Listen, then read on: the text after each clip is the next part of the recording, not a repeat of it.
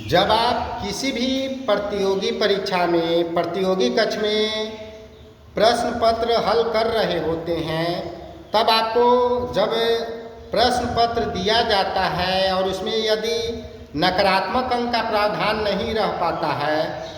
या नहीं रहता है, तब आप उसके सारे प्रश्नों को हल करते हैं। लेकिन जब आप निर्देशों को पढ़ते हैं या पूर्व से ज्ञात है कि यदि उस प्रश्न पत्र में यदि नकारात्मक अंक का प्रावधान रहता है, यानी 4 या 5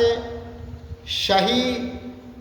उत्तर होने पर यदि 1 अंक काटा जाए या आधे अंक काटे जाएं, तब उस प्रकार के प्रश्न पत्र को हल करते समय विशेष सावधानी प्रतियोगी अभ्यर्थियों को अपनाना पड़ता है। यदि नकारात्मक अंक का प्रावधान नहीं रहता है तब तो आप सारे प्रश्न उसके हल कर पाते हैं, लेकिन जब नकारात्मक अंक का प्रावधान रहता है तब उसमें विशेष सावधानी अपनाना पड़ता है प्रतियोगी अभ्यर्थियों को। यदि मान लेते हैं कि आप 4 या 5 विकल्प वाले प्रश्न पत्र को हल करते हैं, मान लेते हैं कभी कभी 4 विकल्प वाले प्रश्न पत्र दिए जाते हैं या 5 विकल्प वाले प्रश्न पत्र भी हो सकते हैं, तब यदि 4 या 5 विकल्पों में से किसी का उत्तर यदि ज्ञात नहीं हो आपको, तब वैसे प्रश्न को बिल्कुल ही छोड़ देना चाहिए। यदि 4 में से 3 पर आपको लगता है कि कोई भी उसका उत्तर हो सकता है, 3 विकल्प में से कोई भी, तब वैसे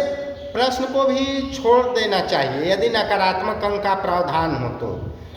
और यदि जब आपको लगता है कि 2 विकल्पों में से एक कोई हो सकता है, तो वैसे प्रश्न पत्र को हल आप कर सकते हैं। इससे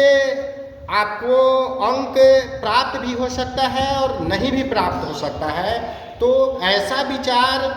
आपने यदि जितना भी कुल प्रश्न हल किया है तो उसको देखते हुए, यानी जितने भी सही प्रश्न आपने कुल प्रश्नों में हल किया है उसको देखते हुए निर्णय लेना चाहिए। और सबसे बेहतर तो सफलता प्राप्ति के लिए प्रारंभिक परीक्षा में, किसी भी प्रारंभिक परीक्षा के लिए